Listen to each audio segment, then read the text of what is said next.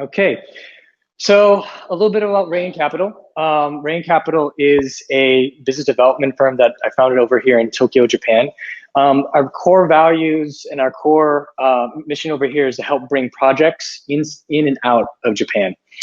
In order to do so, we have to reach out to our team members globally, locally, all around the world, whether I got to fly over to California myself or whether I got to connect them through Zoom, Facebook, etc., etc. One of our recent success in bringing a project from Japan to California has been the Yerba Buena shipping container project. Originally based with a Japanese architect, we took the project over here and found that as we try to find funding, we try to find the right market, it was better suited in California. For more about updates about that, please do reach out to me afterwards or find us on our social media platforms. One of the recent projects that we're working on here in Japan with the COVID-19 situation is cloud kitchens. The idea that you can have a delivery service kitchen that will reduce the overall costs of your overhead as you start your kitchen, try to grow your business and try to capture your market while still being able to deliver, especially during times such as COVID-19 with the stay-at-home orders. More on that later. A couple other cool things we're doing. I mean, this is a personal favorite of mine. I like supporting ESG projects, environmental, social, and governance-based projects that do social good around the world or even in your local community. I like the word that we globalize. We don't colonize. We bring the globe to the local people.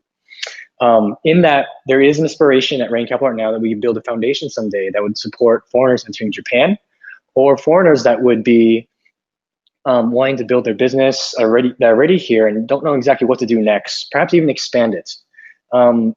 Definitely a couple things going here at Rain Capital. We're doing the best that I can, just as everyone has been trying to adapt to this new normal. All right, let's go ahead and hit it. Asama? So speaking of new normal, I'm gonna share some tools, some tricks that work for me as I built up my team and my business and as I've adapted to this new normal. Hopefully today, by the end of today, you're gonna learn something that you can apply to your teams, that can help you reach out to your customers and also just make yourself an overall more efficient business leader. All right, and the basic of overall, we're gonna have a little table exercise. If y'all came here to learn about leadership, if y'all came here to learn about how to tell people what to do, basically, we're gonna do a table exercise and you're gonna have the opportunity to speak, all right? That comes with leadership, public speaking skills, all right? Since that, we're gonna go some real hard skills, like some tools, some softwares that I've picked out and some corporate governance tools that I've used that work for my business. And we'll go into some Q&A. What else we got on this list here? We got some people and soft skills. I think this is gonna be the big one. How do you show to your staff members, your team members, that you care about their well-being and how do you motivate them to do more work? It's not like you can bring them to the office in the same way. I'm gonna share with some basic ideas of how I've allowed for more autonomy, get more productivity, and allow my workers to be more happier in that sense. Okay, we'll do some Q&A at the end of that. And for those that are here joining live audience today, thank you for making it. I know it's been a little tie-hand because of the COVID-19 situation, but we hope that you might find someone today that you might be able to connect with, and perhaps you can grow your businesses and your careers together. Sounds good? How are we doing, Osama? We're doing pretty good? All right, hit it. Okay, so without further ado, let's go into our table brainstorm. If you're here in the live audience, you will be coming together as a single table. In our step one, Asama, if you will, we're gonna start assigning numbers. Each of you, you're gonna go to a virtual table, okay? You're receiving a unique question at each table. And for now, when you receive the question, don't share with any of the tables. Don't jump from table to table, okay? But I believe we have from tables 1 to 4 right now. Is that right, Osama? He said yes, okay. We're gonna put you on those tables and you guys are going to work together to brainstorm and to discuss among your tables how to answer the question that we give you, okay?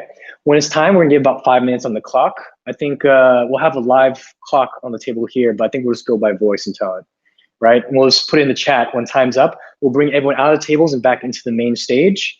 And I want before that time's up, please elect the speaker to share the answers on how you answered your table's question that we had before. Sounds good. Now, share only answers. Okay, so we're gonna go to, what was it, table 1, I believe? All right, so table 1, if you were elected the speaker, please raise your hand. Okay, so without revealing what your question, what were certain attributes that you look for in that kind of person?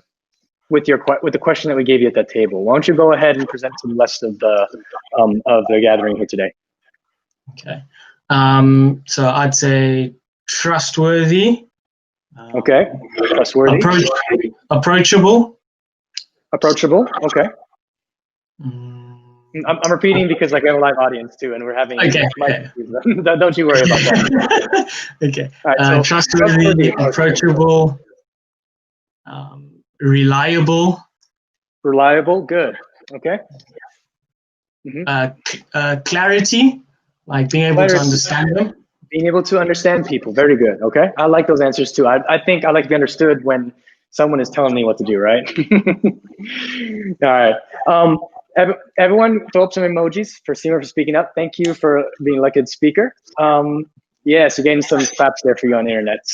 Thank you, Seema, for stepping up. So Roman, would you please share with everyone without revealing what kind of person you received in your question? Yeah. What were attributes that you look for someone that you wanted to be that person in your life? So we were discussing actually someone who can be a very good listener, who can listen actually the person. Very good listener. Yeah. Someone who can give enough support to yes. the people who we're working with to be able to lead them. But as well, I was thinking as well, it's good to have someone who congratulates you when you do something great, but it's as well good when you have someone who can raise the negative point. So talk freely with this person in order to be able to improve based on the mistake you may have done. All right, thank you for sharing your answers. So here's your questions. For table 1, I asked you, what do you look for in a good boss? The live table got a question of, what do you look for in a good parent? The table 3 or table 1, either two, got a good, what do you look for in a good teacher? And if you listen to all the other answers, please take note that almost everyone could have said the same thing about every single person, whether that was a boss, a parent, or a school teacher. Every other tables, we're going to do like sports coach. I think I had some extra stuff too, like what makes a good marriage partner. But, but I mean, there's going to be a lesson in that. Now there is part 2 of this exercise. However, due to technical difficulties, I think we're going to speed through it. But I will reveal part 2, and we'll kind of lightly jog through it so we can get to the beef of what we're here today. Some tips and tricks, shall we? Go ahead and hit that button. So my idea originally was I was going to pick up a random person from the crowd who was not going to speak or who was too shy to speak, and be like, "Hey, why did you pick your speaker of your table?" Effectively, that speaker became a leader of that group for the 5 to 10 minutes you were working together with each other. What attributes were that particular leader made you want them to speak for your team? Make sense of my question? I want everyone to come up with those answers. Let's go ahead. If you're online, and if you were can people share their answers in the chat? Like in like this kind of thing? Yeah, so, okay, why don't you go ahead and just drop some answers instead of calling people up, and like put it in the chat on why did you pick your speaker for your table? It could be any random. It could be it's like it was random. It was like it was a good fit. Why? It's like this is a question for you 3. So why did you pick her as a speaker? All right. Let's see what kind of answers kind of float up in this exercise. So I got one answer from Asama. It's like Seema was a kind person, so that's why they chose them. Group 3 said because of Asama, they picked their leader. So the live group, they chose their speaker because she was the most comfortable speaking English, and this was an uncertain environment. All right, so these kind of answers, consider these answers.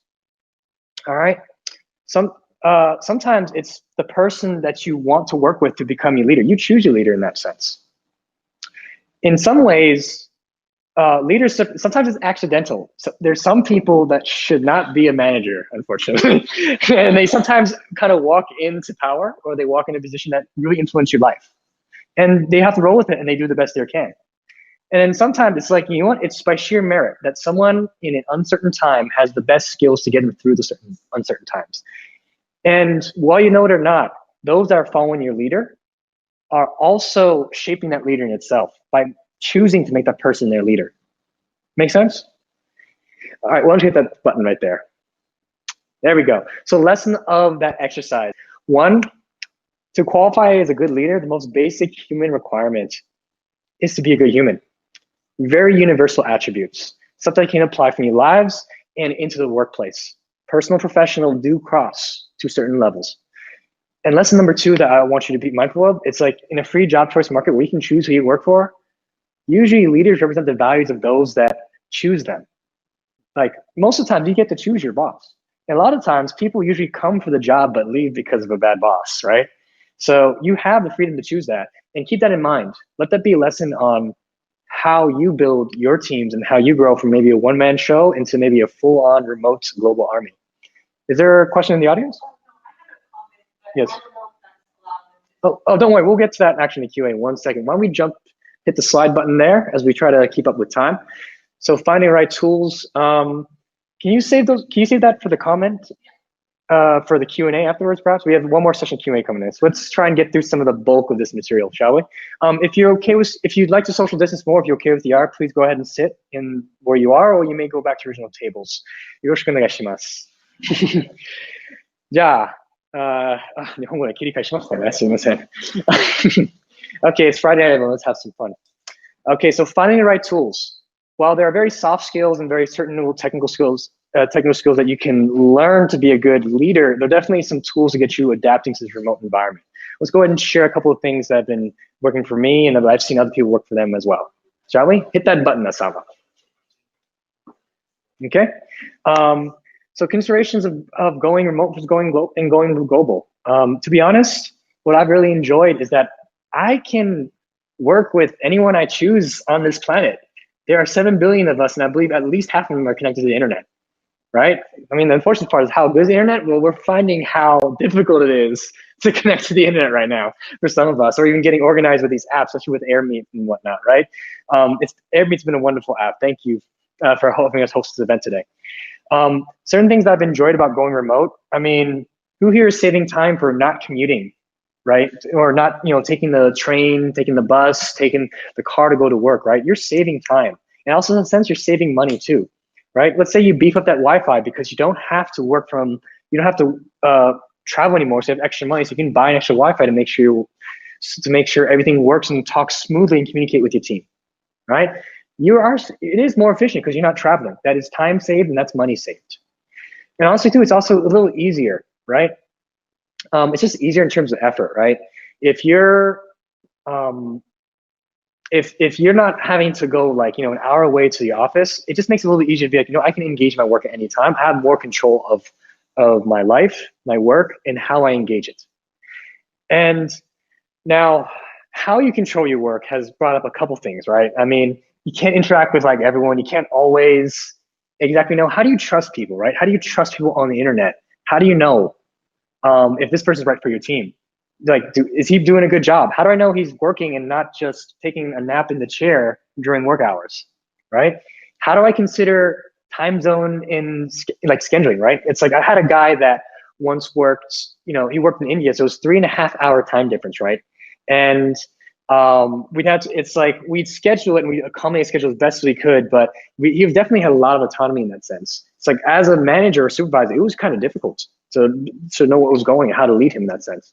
Project management, there are different tools. There's no Kanban at the office anymore to look at. There's no Chorei. I mean, you could do a virtual one, but it's like there's going to be a lot more autonomy, different ways you have to do it, you have to explore. Again, it's like you can't read the air on the internet. I mean, you can, but there are certain aspects. It's like, how do you do that? We're entering this new world right now as our new normal. But I think the best part about the human condition in this new normal is that we as humans, as people, tend to find a way. Life does go on. And I think that's what the things you consider if going remote. Slide, Asama. Well, I'm sounding like that. Okay, so in your effort to go remote, let's go ahead and just hit right to it. I think a standard for a lot of offices right now, especially in the startup world, if you're in it, is G Suite. G Suite using Google Cloud Drive, being able to share files, send through the internet, collaborating on the same document is such an important tool, I think, nowadays. I think with the open source world nowadays, it's like Microsoft is getting in on it too. Other apps are creating like copies of it too as well, or like similar products, I want to say. I definitely use that as a way to communicate with my team, either here in Japan or just like even overseas too as well, working on the same document. It's like a 24-hour office you think about. That's the advantage I see. How do you communicate with them? Sometimes you can't do everything. If you ever try to help your grandmother from Taiwan, you're like, hey, how do I use Zoom, right? That could be difficult, right? How to control it. I've used tools such as remote desktop control, where if I have to train someone on how to use a certain system, such as QuickBooks for bookkeeping, or how do I tell them to like, hey, this is how you engage people in marketing in a certain way. Sometimes it's easier for me just to take control of the computer and just go with it that way. Now there's a little bit of like the privacy situation. Make sure those kind of expectations are set aside ahead of time, okay? Now, of course, there's gonna be probably a ways you guys need to connect, and that is going to be, and that's going to probably have to be through like Zoom. Zoom has been the standard. If you want to free someone a free software, I think Google, how do you say, Google Meet has a good one. Thank you. Google Meet has a good software too as well, but adjust to your team accordingly. I think there's a popular one used for gamers. I think it was like Odo, I believe it's called, or even something simple as Facebook Messenger. Pick what fits your social situation and your professional situation. And now, I think the last part that I've particularly enjoyed that might not be as well known is how do you manage the time zone difference? Well, what I do is that I have team members around the world book times with me in my calendar as set block times to work on Calendly for internal meetings, and vice versa. It's like if I need to find a team member, they have a set block of time in their time zone that I pick. Hey, I can meet you at this time. That way I can easily integrate, get our times, our schedules synced up, because time zones can be very difficult to sync up, right? Especially if you work in America, where you have date changes. What's it called? Spring forward, fall back, daylight savings. Having Calendly, an app that automatically determines what the free times are for you, saves me time in coordinating with this global team. So it's like they're working in the office or the room next door to me. All right. I think let's go ahead and hit the slide button there. Yeah. So let's go ahead and get through this a little bit faster. We're gonna try and get some more time for Q&A. So I think for a lot of sole proprietorships or freelance businesses, a lot of things people like to word of mouth and communicate with the people around them on what they like to do in their business. Now, in this environment, you definitely have to look towards more of a corporate structure, a very classical written out corporate structure with documents, procedures, clearly stated and presentable to your team, easily accessible on, like, say, a cloud drive. This allows people to understand that there are set expectations no matter where I go in the world. Your verbal communication might be strong in your local environment, but this is where written communication needs to be even stronger, because there are people that are operating in different time zones. You might not always be there, so leave them the notes. Right? The more clear you are with your expectations of those notes, the better and more smoothly you can build this team. Let's go into other stuff that's worked for me. Video engagement. It's like, if you ever had like a chore or like a stand-up meeting at the beginning of your day, well, you can do it in like this too as well, and like through video conferencing. But what I've also worked on my teams is that my chief of staff, to give updates like once a week, would say, it's like would send a recorded video and send a message to the team. Hey, this is what's got going on, right? Something just like that. And when you do stuff like that, if people are more engaged, they also have the freedom to feel like, hey, I can read the message when I feel like on my time. I'll have to show up at this meeting. Meetings don't have to be a chore anymore. Messaging this doesn't have to be a boring or a dry email. It can be something that I can engage with, and I can remember what my supervisor was as a human, because it's not just lines on text. Get creative on how you engage with your people, because there is a layer of technology now separating you. And I found that video is definitely a way that we can all feel like we're still together despite social distancing. Test if you're trying to find the right people. It's going to bleed into soft skills a little bit. Why don't we go ahead and save that for the soft skills section in the interest of time. Go ahead and hit that button. Finding the right team members. How do you do HR through the internet? How do you interview for that? How do you find people? This is a fun one for everyone, right? I even brought up some notes just to make sure I said it, right? Slide, hit it. Okay, before you consider hiring, these are some kind of questions if you need to hire these people, right? Sometimes you can just outsource, you can contract. You should ask the question about the particular task that you're doing. All right. Do you have enough time or money to invest into a proper shine or employee?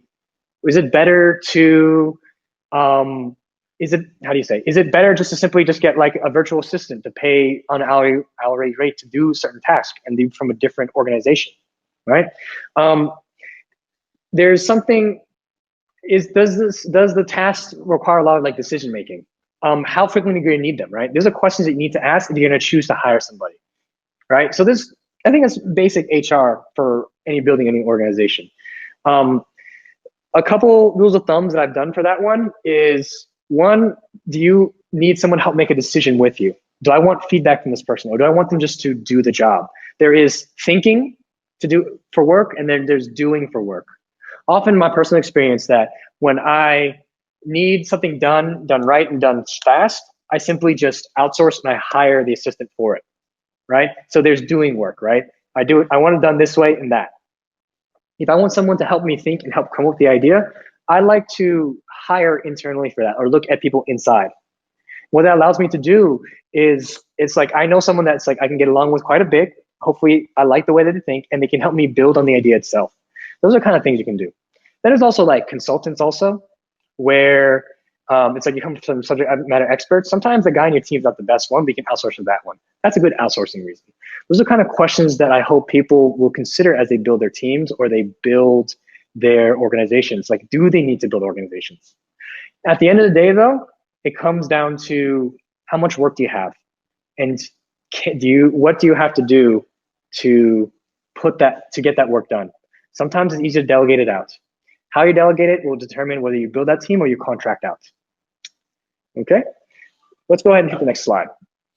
So let's say that you decide, okay, I'm gonna build a team. There are two basic structures, right? I think everyone's familiar with the top-down structure. If you ever work for a Fortune 500 company, or if you ever went to the US military or any military, it's a very top-down structure.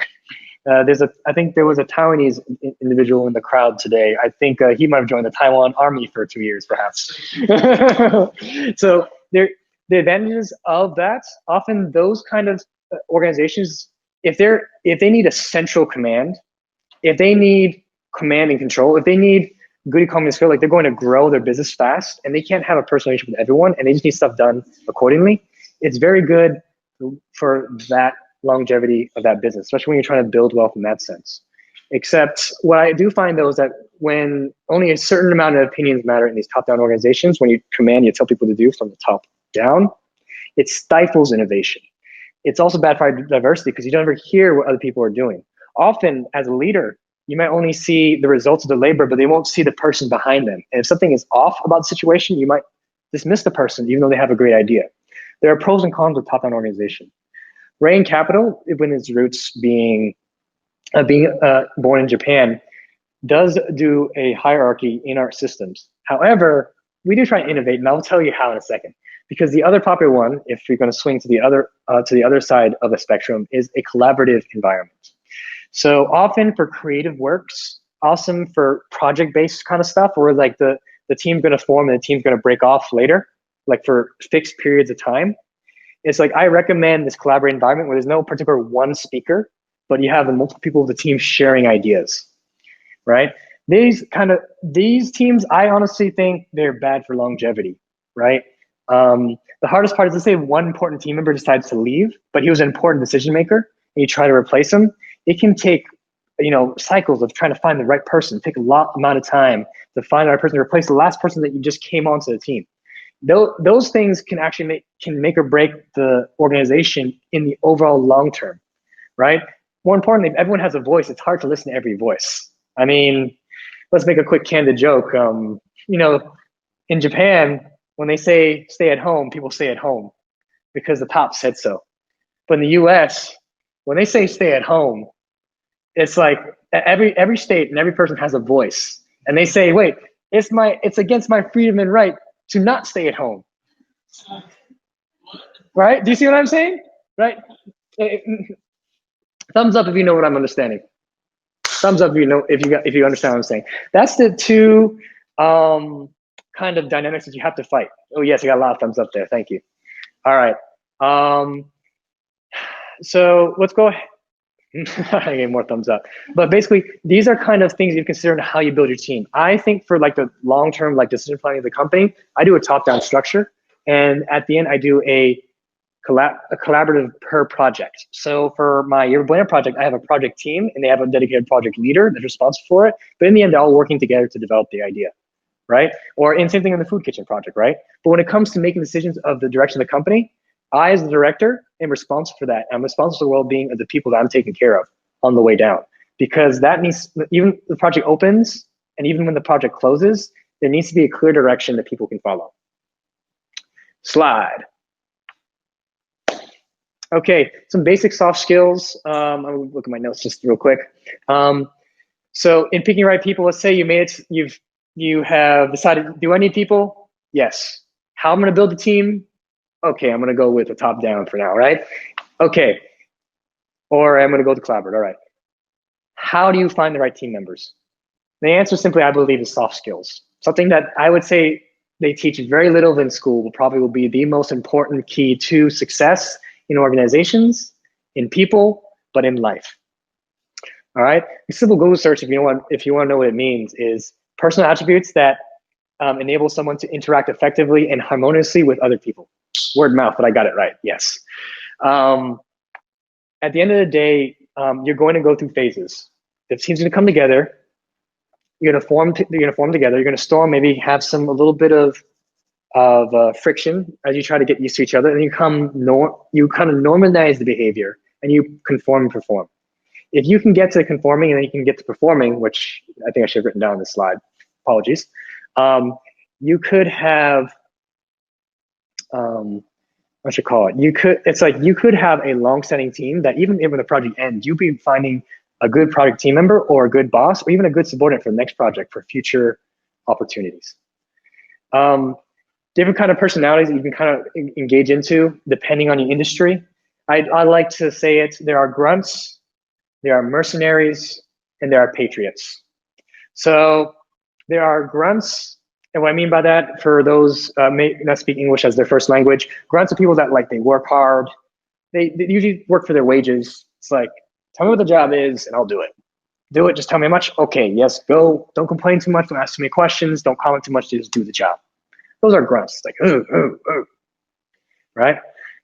Thanks for the giggles for the sound effects. If you thought that was funny, go ahead and hit that emoji button. Moving on. Mercenaries. These are people that they hunt, they eat what they kill, they hunt and they're good at it. People that do their job because they're good at their job, not because they like their job, but because they're skilled at their job and they know that their job pays them a lot.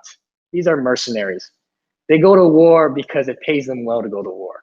Think of personality-wise, think of someone that thrives very well in a corporate environment, or maybe someone that thrives in sales or business development, perhaps. But that's another story. Anyway, these kind of people, I'm glad to have them on my team. I definitely want them on my team because while I think that I'm good at some things, I cannot be good at everything, and that's where these people come in. And then there's patriots. I think if I translate it right, it's like aikuni no hito, right? So people that love the cause, love the mission, people that believe in the mission, and it's like it's part of their lifestyle. When in that lifestyle, it's like you find a mission, a job, or a project like this speaks to me. It doesn't matter how much money they pay. It doesn't matter how much it benefits them material-wise. They love the idea of it because that internal intrinsic value keeps them going. I always want at least one of these guys on my team because it's like they help motivate the rest of the team. Now, every industry, every project, there's a different mix of them, right?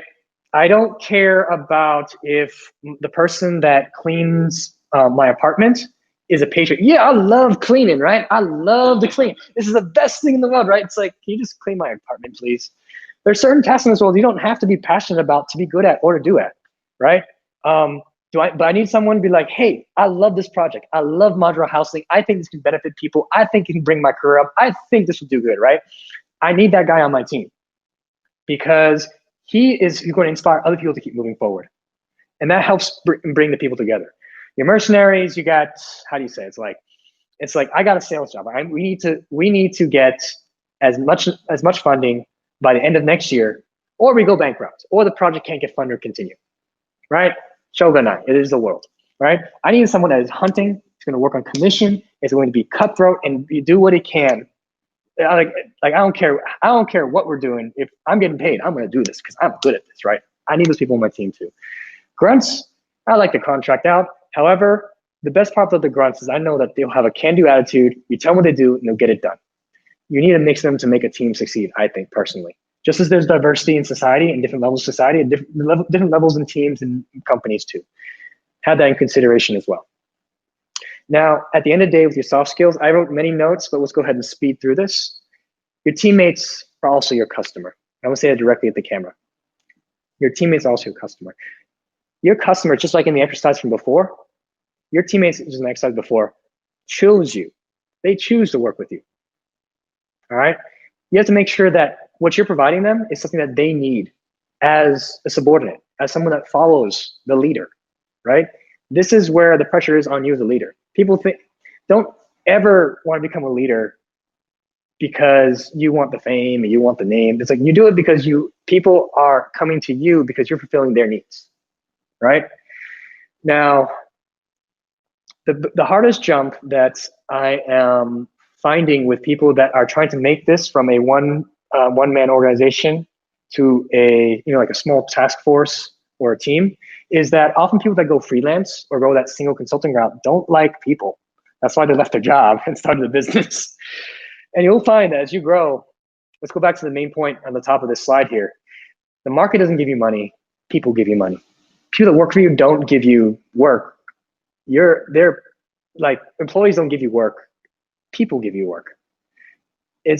You're gonna have to develop yourself and grow. If you're that freelancer who doesn't like other people and can't get that growth stage to be like, hey, I can get along with other people, you got your work cut out for you. I recommend you find a way to work with other people as best you can in those parameters. Because one thing's for sure, as you grow as a business, you can't do this alone. Slide. Okay, so just for a couple ideas, let's go ahead and get through this so we have some time at the end. I know we're getting close to time here. So we have an org chart with basic sample business functions. I recommend don't try to hire for like I like you, you're on the team now. Have an actual need dedicated with a role and assign that person to the role. That way, let's say, for example, for the longevity of the company and longevity of the job, if there are, if people have to leave because whether they didn't like the job or even there's a, circumstance, COVID-19, you lost your visa, so you have to go back to your home country and you need someone here in this country, for example, as in like, you can have those criteria already written out so you can find the right person for that, right? It makes it easier for the longevity of your organization or company. Don't hire for people, hire for the job and hire for the role that you need them for. I created a hierarchy in this one. This one's just an example. I like to function if I need managers to have external controls and internal controls, right? So like for external controls, sometimes maybe like sales or operations, like projects. I like to have a dedicated manager for that. For internal stuff, for like repeating processes, maintaining and having the utmost attention to detail, I like a separate manager for that because often I find in my personal experience, they're two different personalities and separating them makes the work smoother for those particular career fields and whatnot. This is for an example. Let's go ahead and hit the slide button there. I think we're getting at the hour. So just a couple words to part 5 before we go into a Q&A if there are any. Honestly, this is what I tell everyone on like why does Raymond build an organization. If human history has ever shown, there's nothing ever greater of a power on this earth than organized human effort. I don't care if it was colonialism, capitalism, if it was communism, but people came together and organized themselves like, hey, we're gonna go towards this goal, we're gonna live in this certain way. And big things got done, from the Great Wall of China to SpaceX, to building America, to making Japan one of the oldest living countries or empires on this earth. People got organized together. And let that be a lesson in how you build your organization. Slide. Okay, and here's a general rule of thumb as we wind down here.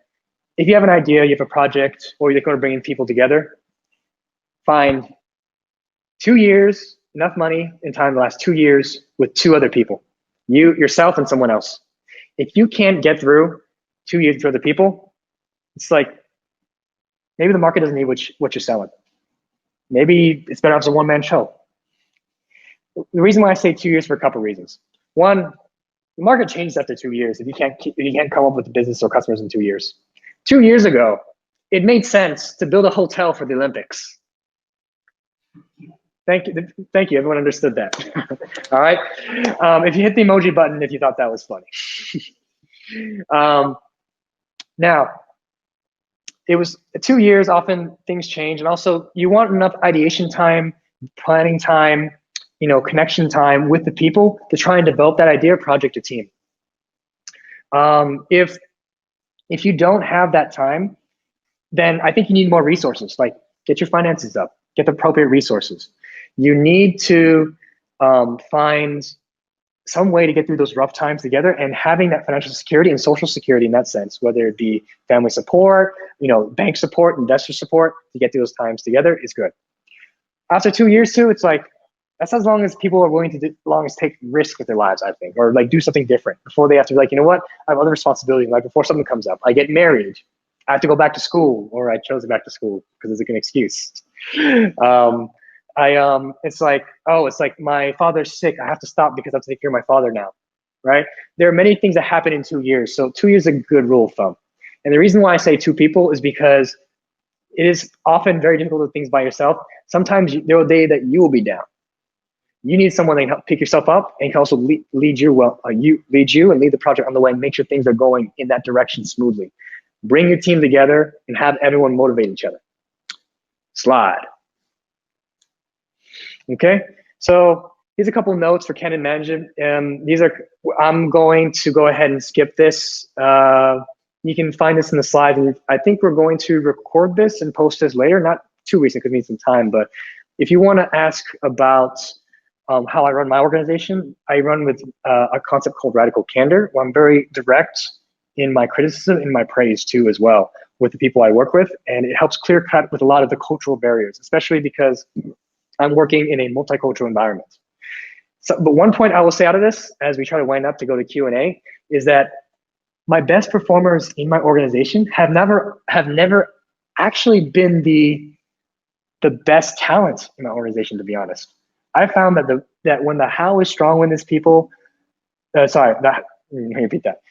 But when the why is strong and why they're doing something, they figure out the how, because at the end of the day, we're all built with the ability to create and imagine of how to do things. If, what's it called?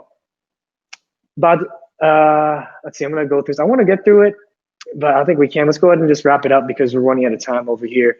Go ahead and just hit that slide button. Osama, take us home. All right. Now, to go back to the table discussion, I was hoping to kind of go into like sharing those answers, but thank you for bearing with the technical difficulties. Sometimes leadership, sometimes you're born great. You were picked by the god of Osama out of the crowd and put on the stage, right? Some achieve greatness, right? Sometimes you are the person that is most qualified to do something, right? Sometimes having the basic skills or if not advanced skills to do something is the right reason why you should be a leader. And sometimes you have greatness thrusted upon you. The situation's uncertain. There's insecurities in the situation. No one knows you're gonna make it the next time, the next day, the next week. So someone's gotta step up and lead the group. And that's how I find people come into my organization. Hit that button again, slide. Thank you for having me here this evening. If you want to contact me and speak further, that is my contact information over here, info@raincapital.com. We are based Japan and California. We do have contracts sometimes out of India, and we do get support from the Philippines sometimes. We are global, we are mobile, we are agile, and we are at your service.